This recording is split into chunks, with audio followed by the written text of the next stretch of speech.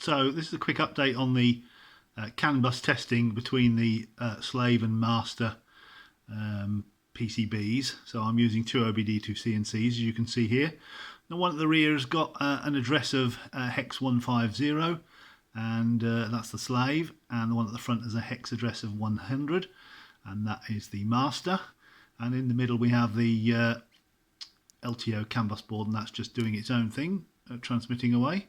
So if we look at the slave one at the back there, we can see that that's got the two IDs, 150 and 100 on the top two lines, and it's telling us how many packets it's received of aimed at it, and how many packets it sent out aimed at hex 100. And if we look at the master here, then we've got the same information. So we've got the number of packets that the master is transmitted towards the slave, and the number of packets that the slave has received, the master has received from the slave.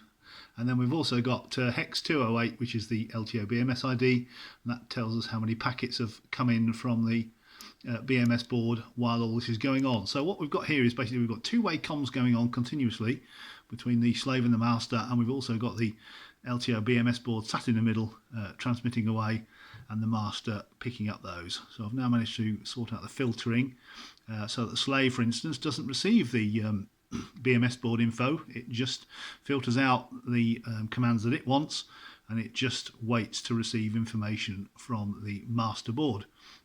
Whereas the master board receives information from the slave and from all the LTO BMS IDs as well. So the plan now is obviously to do some more tinkering with this, and then incorporate this software into the current LTO, so we can get some better performance from that. I mean, this is running very quickly in use. We won't need to send messages anywhere near this speed between the master and the slave.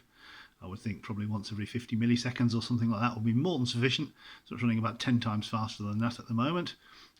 So that's where we are at the minute. So we're slowly inching along. It's taken a while to get to this point, but still making good progress at the moment.